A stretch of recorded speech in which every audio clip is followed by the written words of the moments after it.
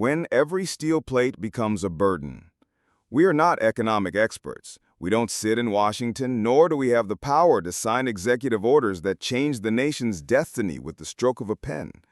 We are ordinary people, those who open workshops every morning, push shopping carts at the supermarket, prepare dinner for our children, and painstakingly count coins at the end of the month to pay for electricity, gas, and school tuition.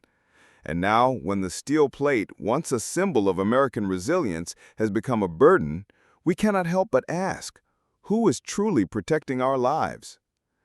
A brief announcement, without discussion or vote, doubled the import tax on Canadian steel from 25% to 50%. Perhaps for officials, it's a strategy to bring jobs back to America, a step to protect domestic industry. But for us, it's a shock that permeates every meal, every order, every job. Imagine a small workshop in Ohio that makes steel door frames, specializing in importing raw materials from Canada because of stable prices and fast shipping. When the tax skyrocketed, so did the price of steel. Orders were delayed, customers sought other suppliers, and the workshop owner, who once believed in the promise of America First, was forced to lay off 10 workers in 1 week. They did nothing wrong. They are just victims of a game they weren't invited to play. Steel is not just a metal. It's the first link in a series of production chains, from automobiles and machinery to housing construction. When input costs rise, businesses cannot bear it indefinitely, and prices are driven up.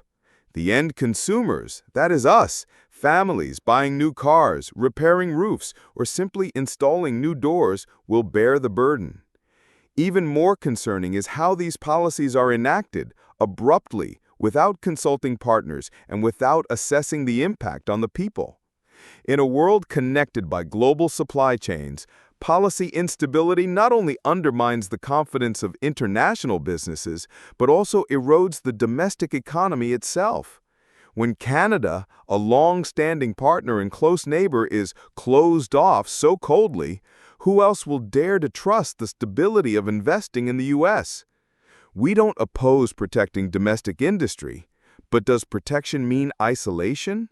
Shouldn't the government, instead of building tariff walls, invest in technology, train workers, and improve product quality to compete fairly? We don't need policies to punish other countries. We need policies that help us live better. The people cannot always be the ones to suffer. When every high-level decision becomes a deep cut into daily life, silence is no longer an option. We need transparency in policy and a voice to represent workers, farmers, small business owners, those who create real value for the economy. Because while politicians are debating tax rates, out there, furnaces have gone cold, production lines have stopped, and working hands are once again shivering in the economic winter. If no one speaks up, who will pay the price next? When light becomes a weapon. No sirens, no rallies, no slogans. Just a brief statement from the Premier of Ontario's office. We are considering imposing a 25% tax on electricity exported to the United States. And then, a silent but fierce wave swept across the border. This is no longer a matter for politicians or big corporations. It's electricity. That tiny light in every home, the quiet hum of the refrigerator, the warmth of the furnace in the cold winter. And now, what was once considered a symbol of stability has become a bargaining chip. For more than 1.5 million American households living in border states like New York, Michigan, or Minnesota, electricity from Canada is not a supplementary source, it's a lifeline.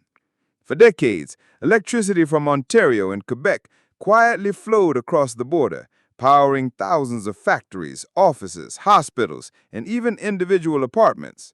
But now, as U.S.-Canada trade relations are suddenly strained by steel tariffs, that electricity supply is also on the political bargaining table. We, ordinary citizens, not negotiators or CEOs, suddenly become hostages in an intergovernmental negotiation. And what's more worrisome is not the new 25% tax. The terrifying truth is, just one administrative decision can cause electricity bills to skyrocket by an additional $100 per month. $100. For many families, that's money for milk, gas, medicine for the elderly. While the government discusses protecting production, we are worried about how to afford the next bill. But why did Ontario choose electricity to retaliate? Because they understand that America's weakness is not in steel, but in its national power grid, which is already overloaded, underinvested, and heavily dependent on imported energy. Retaliating by raising electricity tariffs is not noisy, but effective. It doesn't cause widespread protests, but it does force millions of American consumers to face constant worry. Will there be enough money to keep the lights on next month? The question here is not who is right or wrong. The question is, why do we, the people, have to bear the consequences of a war we did not choose? In an era where everything is interdependent, from charging phones to air conditioning in homes, governments need long-term solutions instead of using tariffs and retaliation as a double-edged sword. We do not want to be part of a power game. We just want electricity to keep flowing, prices to remain stable, and our children to be able to study without fear of power outages or lack of milk. The government cannot continue to make unilateral, hasty decisions without considering the social consequences. Trade policy needs to be designed not just to retaliate, but to protect people, those who live, work, and nurture the economy every day. If today, Ontario can use electricity as a weapon, tomorrow it could be water, pharmaceuticals, or the internet. When governments start pricing basic necessities like political cards, who will stand up to protect the rights of the people? And if Washington continues to view Canada as an adversary instead of a partner, Americans, no one else, will be the first to pay the price. In the flickering light of unpaid electricity bills, there is a reminder that no one should ignore. A strong nation is not one that collects the most taxes, but one in which its people can flip a light switch without anxiety in their hearts. When an alliance becomes a gamble. We once believed that the U.S. and Canada were two perfectly meshing gears in the North American economic machine. Different but harmonious, competitive but always relying on each other for mutual development. But today, that so-called long-standing neighborly relationship is faltering. And what bewilders us, ordinary people, most is not tariffs or electricity prices, but the stark truth. U.S.-Canada relations have shifted from cooperation to bargaining, from sharing to confrontation. We do not aspire to be strategic analysts or trade advisors, but even in our daily lives, we realize one thing. You can't just issue orders and expect people to silently nod forever. The U.S. administration's sudden increase of steel tariffs to 50% was a punch without warning. And Canada, instead of responding with a diplomatic smile as before, chose to retaliate directly. No longer a symbolic retaliation in 2018. In 2025, Canada acted swiftly, clearly, and deeply, because they understood that the power game had changed. In fact, upon closer inspection, this is no longer a typical trade dispute. This is a power struggle over position and survival in the supply chain. One side uses executive orders to erect tariff barriers. The other uses its power grid and even export infrastructure as leverage. And caught between the two, we, workers, engineers, workshop owners, drivers, salespeople, are stuck in an inescapable spiral. Every high-level decision immediately plunges numerous factories into crisis. When steel orders are canceled due to surging import prices, factories have to cut production. Each time production decreases, a group of workers is laid off. Each unemployed worker means a family loses income, and each family losing income means a community losing vitality. Thus, the cycle spreads like an oil slick. More alarmingly, we realize that there is no longer the close coordination between the two governments as before. Ottawa wants to maintain dialogue and its image as a reliable partner, but provinces like Ontario, with economies larger than many countries, are acting like independent states, ready to implement policies that affect across borders without consulting the federal government. If a U.S. policy angers several provinces, causing them to react individually, Washington will no longer know who to negotiate with. The international trade system then becomes a political quagmire.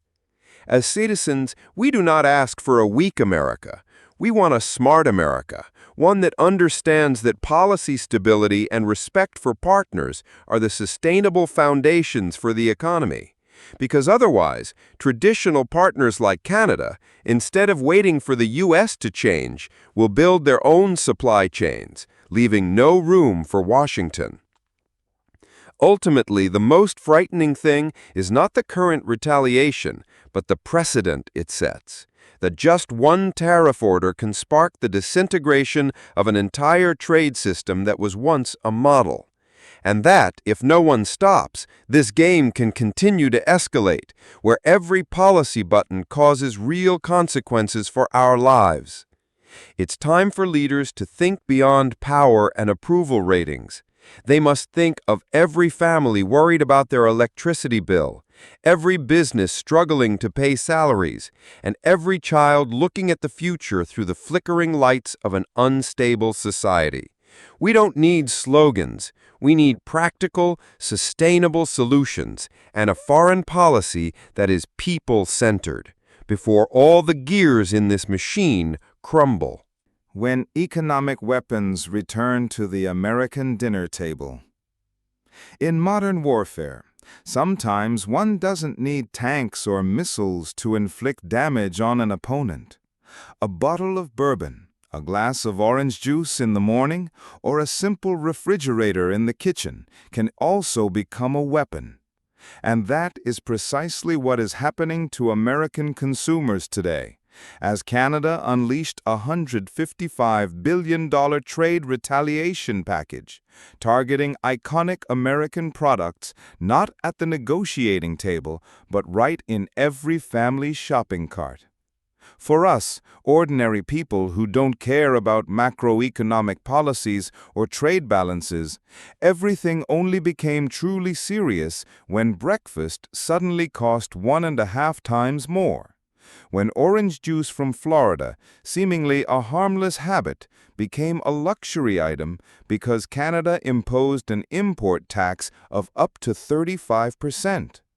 When once popular bourbon bottles at Toronto restaurants were taxed so heavily that Canadian liquor stores removed them from their shelves. Or when a washing machine bought to save money ended up costing as much as a month's repair.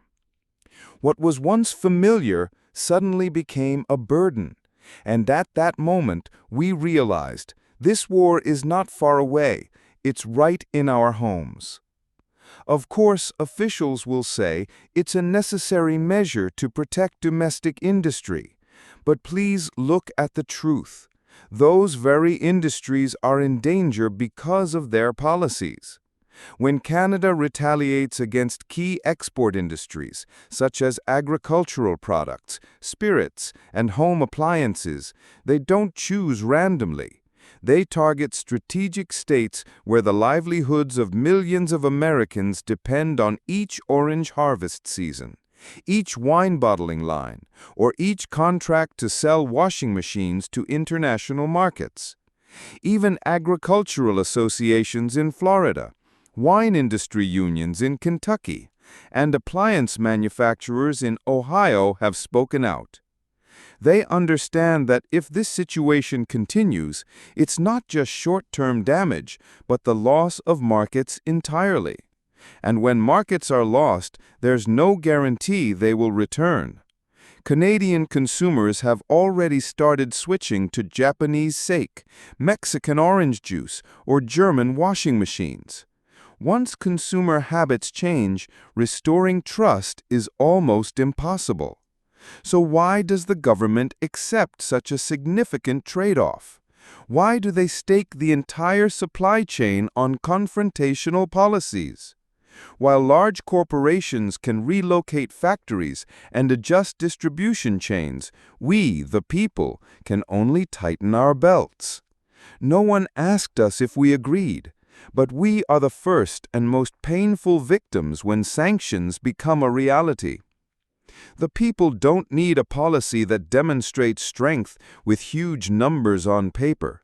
We need policies designed with clear objectives, protecting jobs, stabilizing prices, and maintaining public trust in domestic products. If they want to compete, they should invest in innovation, improve quality, upgrade production infrastructure, not turn supermarkets into battlefields.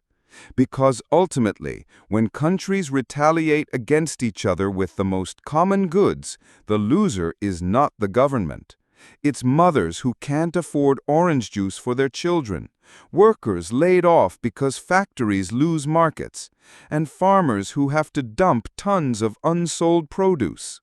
We are not against fair trade. We just hope the government understands that in this tariff game, the people are not chess pieces. We are real people, living real lives, eating real food, and worrying for real. And every time prices rise, income falls, the dream of a stable life moves one step further away. It's time for the government to stop using its citizens as shields for wars no one wants. When international investors turn their backs on America. When we were children, our parents used to say that America was the land of opportunity, where every business and investor wanted to come because of its stability, strength, and transparency. However, in 2025, that image is fracturing with every statistical figure, every financial news headline, and every unexpected policy decision from Washington. One doesn't need to be an economic analyst to understand that if foreign investors start to withdraw, we, those working in domestic factories, stores, and companies, will be left behind. In 2023 alone, foreign direct investment, FDI, in the U.S. decreased by 28%, while Canada, a neighboring country once largely dependent on the U.S. market, saw FDI increase by nearly 9%. For ordinary people like us, these are not just numbers in dry financial reports. It means fewer new factories built, fewer jobs created, and economic recovery after the pandemic becoming harder than ever. The reason for this shift is not in production capacity or labor costs, but in policy instability. No investor wants to pour billions of dollars into a country where trade policies can change after just one tweet or a campaign speech. When import tariffs skyrocket, contracts are abruptly canceled, and trade partners retaliate, the investment environment becomes fraught with risk. No one wants to invest in a market where the rules of the game are constantly changing, especially when those changes are not based on research but on temporary political calculations. A clear example is the case of Boeing, an icon of American aviation, losing a $43 billion contract with the European Union. Not only did this affect thousands of engineers, technicians, and workers in states like Washington and Missouri, but it also served as a wake-up call that even the largest corporations are not immune to the consequences of careless trade policies. Meanwhile, Canada did not sit idly by. They actively signed a trade agreement with Indonesia, a populous and rapidly growing nation, and poured $2.3 billion into their Indo-Pacific strategy, expanding cooperation with 40 countries with a combined GDP of over $47 trillion. This not only helps them offset losses from the U.S. market, but also proves that stability, transparency, and policy consistency are the three most important factors for maintaining investment attractiveness. And in the U.S., we, the workers, bear the consequences. When investment declines, many new factory construction projects stall. Green industries like energy batteries, electric vehicles, and clean technologies, which are the future of the economy, do not have enough capital to develop because foreign companies cannot be sure whether the government will support them or change tax rates at the last minute. We hope the government doesn't just look short-term. Protecting domestic industries is necessary, but it must be based on a long-term strategy, supporting research, retraining the workforce, improving infrastructure, and creating an investment-friendly ecosystem. Otherwise, countries like Canada, Mexico, or Vietnam will continue to attract global capital, while the U.S. will be left with old workshops, unfinished plans, and shattered dreams. Because when trust is lost, it's not just money that leaves the country, but also opportunities, jobs, and the future of millions of families living, studying, and working based on that very trust. And if the government doesn't act in time, the only thing left will be regret, that we were once the top destination, and we lost ourselves. Americans trapped between tariff shields. In a small corner of Detroit, Miguel's auto repair shop, where he's been a mechanic for nearly 40 years, is unusually quiet now. It's not because cars last longer, but because fewer and fewer people dare to buy new cars, and fewer people have the money to repair old ones. A quick conversation reveals the reason. Auto parts prices have skyrocketed, repair costs have soared, and new car prices are beyond the reach of the middle class. For millions of Americans, what does it feel like now? It's like being trapped between two walls. On one side, heavy protectionist policies, and on the other, uncontrolled escalating prices. In 2025, import tariffs of up to 50% on goods from Europe, Canada, and even China have turned the dream of owning a car, once a symbol of the American working class, into a luxury. Not just cars, but essential items like washing machines, refrigerators, electronic components, and canned foods have also become difficult for average income earners to access. The government says this is a way to protect domestic industry. But if protection means pushing consumers into expensive spending, causing major car companies like Ford, GM, or Stellantis to cut production because they cannot compete in the international market, is that truly protection? When an imported car's price is inflated by $5,000 just due to tariffs, buyers will turn away. When domestic manufacturers lack raw materials because they are prohibited from importing from China or Europe, production lines halt. And when this happens on a large scale, the economy loses its most valuable assets, trust and purchasing power.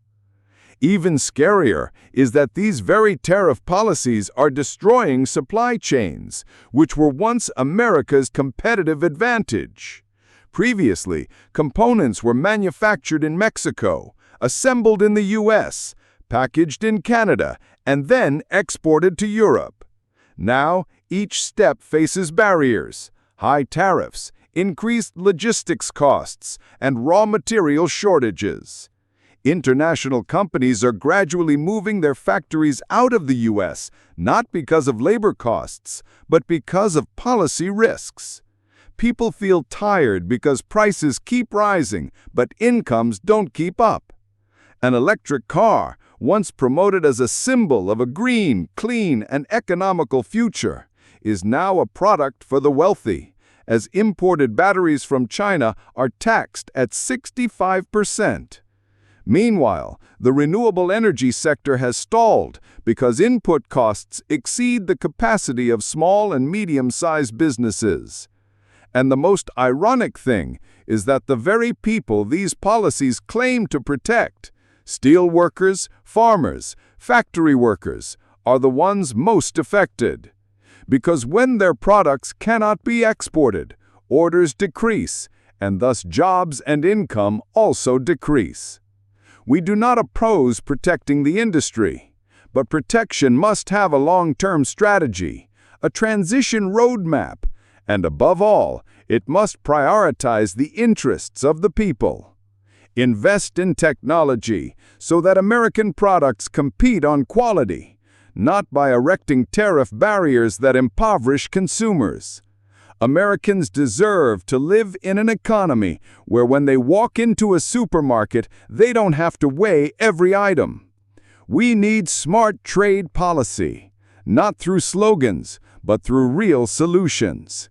A policy in which a car is not just a means of transportation, but also a symbol of trust, that workers deserve to enjoy the fruits of their labor, not to be knocked down by soulless numbers from a trade war they were never asked about. When the cost of a decision is no longer just a number.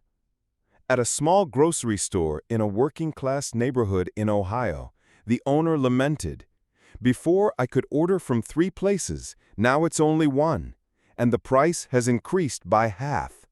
Regular customers are becoming scarce. They say I'm expensive, but I truly have no other choice." In every small corner of daily life, from rising milk prices to constantly increasing electricity bills, Americans are feeling more clearly than ever that executive orders from Washington are no longer distant matters. They are touching every spare dollar in their wallets, every daily spending decision, and even the stability of a life already struggling after the pandemic. Trade policy, once considered a matter for experts, has now become a matter of livelihood. Imposing tariffs of up to 145% on Chinese goods not only caused electronic component prices to skyrocket, but also increased the average American household's cost of living by more than $3,800 per year. Items that were once essential, rechargeable batteries, phones, home appliances, are now luxuries. And this price, unfortunately, none of us were consulted about before having to pay. At the ports, once bustling with container trucks and cranes rhythmically moving goods, there is now an eerie silence. More than 50,000 containers disappeared in April 2025 alone, not because demand decreased, but because shipping routes were cut off due to tariffs and trade retaliation.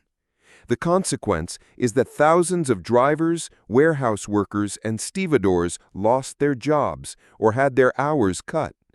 Those who once helped run the economy have now become invisible victims of an unnamed war. A big question increasingly arises in people's minds. Protecting whom? If policies are designed to protect domestic production, then why are manufacturers themselves scaling back, moving factories abroad, or going bankrupt?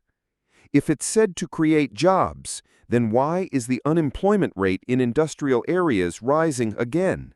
And if they want to make America strong, why are American families getting weaker every day? We, workers, small shop owners, students, retirees, do not demand perfect policies, but we have the right to demand that the government be more transparent, listen more, and act for the real benefit of the people, not for a temporary political victory. Because when the cost of living exceeds affordability, when trust in the economy wavers, no slogan can alleviate daily worries. What is most needed right now is a sustainable recovery strategy, not based on tariff barriers, but on education, technological innovation, and international cooperation. The U.S. was once the world's economic center, not because it imposed higher taxes than anyone else, but because it knew how to lead with innovation and trust. And to regain that position, it needs to start by correcting mistakes, openly acknowledging the consequences of current policies, and building a new path that is human-centered. We are not against protecting America, but if that protection turns into isolation, if it leaves American citizens behind, then that policy needs to be reevaluated. It's time to stop building tariff walls and start rebuilding bridges, connecting people with stable jobs, connecting businesses with global supply chains, and connecting policy with real-life practice. Because in today's world, strength is not in who closes their doors higher, but in who knows how to open their doors smarter. And above all, Strength lies in the government daring to listen to the small but reasonable voice of ordinary people, those who are struggling to maintain their lives in an economy with increasingly many barriers they never chose.